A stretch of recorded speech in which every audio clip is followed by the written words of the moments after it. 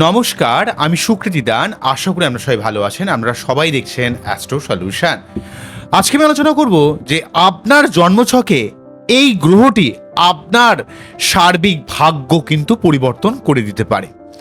আমরা অনেক সময় অনেক অ্যাস্ট্রোলজার আমরা এই ব্যাপারটা দেখি না যে এই গ্রহটা কতটা ইম্পর্টেন্ট রোল প্লে করে।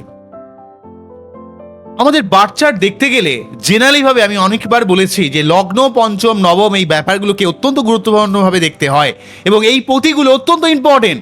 কিন্তু অনেক সময় আমরা এই পার্টিকুলার গ্রহটার ব্যাপার কিন্তু কখনোই খেয়াল করি না। তাই না খেয়াল করার জন্য আমরা জীবনে সার্বিক উন্নতির রাস্তা কিন্তু অনেক সময় খুঁজে পাই না, বা অনেক সময় সঠিক প্রতিকার বা প্রতিবিধান করা যায় না। এই পার্টিকুলার গ্রহটা আপনার জীবনের ভাগ্য উন্নতির ক্ষেত্রে যেমন ভাগ্যপতি, যেমন লগ্নপতি একটা সার্বিকভাবে প্রভাব বিস্তার করে, তেমন আপনার সেই গ্রহগুলোর পাশাপাশি ব্যাকে কিন্তু এই গ্রহটা আপনার জীবনের ভাগ্য বিশেষভাবে উন্নতি করতে পারে। বিশেষ করে এই নবমপতি বা লগ্নপতি বা পঞ্চমপতি যে কাজটা করবে সেই কাজটা ঠিক ব্যাকবনে কাজ করে, অর্থাৎ পিছন থেকে এটাকে অনেকটা ঠেলার কাজ করে। কোন সেই গ্রহ? আসুন আজকে আমরা জানি, আমরা আজকে বোঝার চেষ্টা করি যে এই গ্রহটা কি, আপনার সেই পার্টিকুলার গ্রহটা কোনটা। এই ধরনের অনুষ্ঠান জানার জন্য অবশ্যই আমার অ্যাস্ট্রো সলিউশন চ্যানেলটাকে সাবস্ক্রাইব করুন এবং পাশে থাকা বেল আইকনে ক্লিক করুন, কারণ এই ধরনের বিভিন্ন ধরনের টিপস আপনাদের দেব যাতে আপনারা ভালো থাকতে পারেন। কারণ অ্যাস্ট্রোলজিক্যালভাবে বিভিন্ন গাইডলাইন আপনাদের দেব যাতে আপনারা জীবনে সার্বিকভাবে চলার পথ ঠিক করতে পারেন। ঠিক আছে, দেখুন আপনার জন্মছকে ভালোভাবে জন্মছকটা দেখুন যে আপনার জন্মছকে রাশি নয় লগ্ন কোন ঘরে পড়েছে। তাই সেই লগ্নের রেসপেক্টে দেখুন যে নবম ভাব কোনটা। তাই ধরুন আপনার উদাহরণস্বরূপ বলা যায় যে ধরুন আপনার মেষ লগ্ন, তাহলে মেষ লগ্নের ক্ষেত্রে নবমপতিকে, মেষ লগ্নের ক্ষেত্রে নবমপতি এখানে বৃহস্পতি। তাহলে বৃষ লগ্নের ক্ষেত্রে নবমপতি কে হবে? তাহলে শনি। মিথুন লগ্নের ক্ষেত্রে নবমপতি কে হবে? সেও কিন্তু শনি। তারপর কর্কট লগ্নের ক্ষেত্রে নবমপতি কে হবে? আমরা বৃহস্পতি দেব। ঠিক আছে, এইভাবে পরপর আমরা দেখব। ঠিক আছে, সিংহ লগ্নের ক্ষেত্রে নবমপতি মঙ্গল। তারপর কন্যা লগ্নের ক্ষেত্রে নবমপতি হবে শুক্র। এইভাবে কিন্তু আমরা নবমপতিগুলোকে সার্চ করবো। যেমন ধরুন বৃশ্চিক লগ্নের ক্ষেত্রে নবমপতি হবে চন্দ্র। তাই নবমপতিগুলোকে আগে দেখুন যে আপনার বাচ্চাতে কে নবমপতি হচ্ছে, সেই নবমপতির ব্যাপারটাকে লিখে রাখুন যে হ্যাঁ আপনার এ হলো লগ্নপতি, এ হলো নবমপতি, এ হলো পঞ্চমপতি। ঠিক আছে, আপনারা পেয়ে গেলেন। এবারে দেখুন যে আপনার বাচ্চাতে নবমপতি যে ঘরে বসে রয়েছে, নবমপতি ধরুন আপনার বাচ্চাতে নবমপতি ধরুন সাপোজ বৃহস্পতি। ঠিক আছে, সেই বৃহস্পতি দেব আপনার বাচ্চাতে যে ঘরে বসে রয়েছে সেই ঘরটাকে আগে দেখুন। সেই ঘরটা কি ঘর? সেই ঘরটা ধরুন সাপোজ বৃহস্পতি বসে আছে হচ্ছে মিথুনের ঘরে, মিথুন রাশির ঘরে বৃহস্পতি বসে রয়েছে। তাহলে নবমপতির পাওয়ারটা অ্যাকচুয়ালি কার উপর ডিপেন্ড করে আছে? সে মিথুনের ঘরে বসে আছে বলে সেখানে ব্যাকবনে কে কাজ করছে? মিথুনের অধিপতি কে? বুধ। তাহলে সেই গ্রহটা হচ্ছে আপনার ভাগ্যকর্তা, অর্থাৎ আপনার ভাগ্যপতিকে ব্যাকে কিন্তু সাপোর্ট করছে।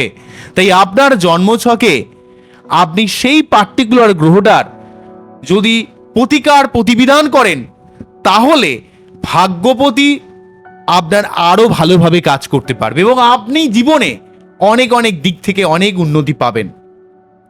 আমরা অনেক সময় এই বিষয়গুলোকে দেখি না। ঠিক আছে, তাই আপনার আগে দেখুন বাচ্চাটে লগ্নের এক্সপেক্টে ভাগ্যপতি যে রয়েছে সেই ভাগ্যপতি বাচ্চাটে যেখানেই বসে থাকুক সেই পার্টিকুলার রাশিটার অধিপতিকে খেয়াল করুন। সেই অধিপতি যদি লগ্নের শত্রুও হয় তাহলেও হয়তো তার আপনি স্টোন পড়তে পারছেন না, তার মন্ত্রপাঠ, তার পুজো পাঠ করুন। আপনি দেখবেন আপনার জীবনে ধীরে ধীরে ভাগ্য পরিবর্তন করতে চেষ্টা করবে, তা আপনার জীবনে ভাগ্য ধীরে ধীরে উন্নতি হবে। তো সেই বিষয়গুলো আপনাকে দেখতে হবে যে আপনার পার্টিকুলারলি বাচ্চাটে ভাগ্যপতি কোন ঘরে বসে রয়েছে, সেই আপনার ভাগ্যের কর্তা। ঠিক আছে, অর্থাৎ আপনার যেমন সার্বিক ঈশ্বর যেমন আপনার সার্বিক প্রাণকর্তা বলা যেতে পারে, আমাদের আমাদের যে বাঁচিয়ে রেখেছে স্বয়ং ঈশ্বরের আশীর্বাদ ছাড়া আমরা কিন্তু বেঁচে থাকতে পারি না। ঠিক আছে, প্রতি মুহূর্তে আমরা যেভাবে ঈশ্বরের থেকে আমাদের যে বডিটা চলছে, আমাদের চোখের যে দৃষ্টিশক্তি, আমাদের যে হার্ট, আমাদের যে কিডনি, আমাদের যে লিভার, আমরা যদি প্রতিটা অংশকে ইন্ডিভিজুয়ালভাবে দেখি যে ঈশ্বরের কত বড় অবদান রয়েছে বলেই আমরা বেঁচে আছি। ঠিক আছে, তাই অবশ্যই আমরা ঈশ্বরকে মানব, ঈশ্বরকে ডাকবো, ঈশ্বরকে ফিল করব। কারণ ঈশ্বরকে না ফিল করলে, ঈশ্বরকে না বুঝলে, আপনি আধ্যাত্মিকতা না বুঝলে কখনোই আপনি অ্যাস্ট্রোলজিকে বুঝবেন না। শুধুমাত্র প্রয়োজনে যে কোনো কাজে আপনি শুধুমাত্র প্রয়োজনে কাজে লাগাবেন, শুধুমাত্র নিজের স্বার্থে কাজে লাগাবেন তা নয়। সেই জন্য বলছি যে আপনার এখানে ভাগ্যপতি যে ঘরে বসে আছে সেই ভাগ্যপতি আপনার ভাগ্যকর্তা, অর্থাৎ আপনার জীবনের কর্তা। সে কিন্তু আপনার জীবনকে সঠিক পথে দিশা দেখাবে। তাই সেই গ্রহটা যদি আপনার লগ্নপতি শত্রুও হয়, দরকার হলে তার মন্ত্রপাঠ, তার পুজো পাঠ করার চেষ্টা করুন। তাহলে দেখবেন আপনার জীবনের অনেক অসাধ্য সাধন হবে, আপনার জীবনের অনেক সমস্যা ধীরে ধীরে কেটে যাবে। বোঝা গেল কি বললাম? তো এই ব্যাপারগুলোকে দেখতে হবে।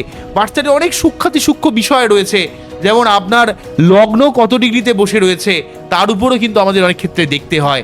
বিভিন্ন দশা অন্তর্দশাগুলোকে দেখতে হয়, আমাদের বিভিন্ন ডিভিশনাল চার্ট রয়েছে সেই বিষয়গুলোকে দেখতে হয়, এবং সেই সঙ্গে অষ্টবর্গ চার্ট, সব কিছু নিয়ে আলটিমেট প্রতিকার প্রতিবিধান করতে হয়। যারা প্রকৃতভাবে স্টোন পড়তে পারছেন না, যারা তাদের পড়ার ক্ষমতা নেই, তারা মূল পড়তে পারেন, মন্ত্রপাঠ করতে পারেন, ঈশ্বরের শরণাগত হতে পারেন, তাহলে কিন্তু আপনারা জীবনে অনেক সমস্যা কিন্তু কাটাতে পারবেন। এবং অবশ্যই এই বিষয়কে বুঝতে হবে, অ্যাস্ট্রোলজিকে আপনার বিলিভ করতে হবে, তাকে বিশ্বাস করতে হবে। এবং এই ব্যাপারের মধ্যেও এত বেশি সুপারস্টিশন রয়েছে মানুষের মধ্যে। মানুষ মনে করে অ্যাস্ট্রোলজি, কেউ কেউ মনে করে যে অ্যাস্ট্রোলজি মানেই সুপারস্টিশন, মানে কুসংস্কার। আবার কেউ কেউ মানুষের মধ্যে বিনা কারণে এত বেশি কুসংস্কার ছড়িয়ে দেয় যে এটা ডান দিকে বাড়ি থেকে বেরোনোর আগে ডান পা আগে ফেলবো না বাঁ পা আগে ফেলবো, এই সব বিষয় নিয়ে মানুষের মধ্যে বিভিন্ন একটা ভ্রান্ত ধারণা তৈরি করে। তো এইগুলো এতটা ইম্পর্টেন্ট নয়, যতটা ইম্পর্টেন্ট হচ্ছে আপনার বাচ্চাকে সঠিকভাবে প্রতিকার প্রতিবিধান করা, এবং আপনার বাচ্চাটি কে লগ্নপতি, কে পঞ্চমপতি, কে নবমপতি, এবং আপনার যে ভাগ্যকর্তা সেই গ্রহটার সঠিকভাবে প্রতিকার প্রতিবিধান করা।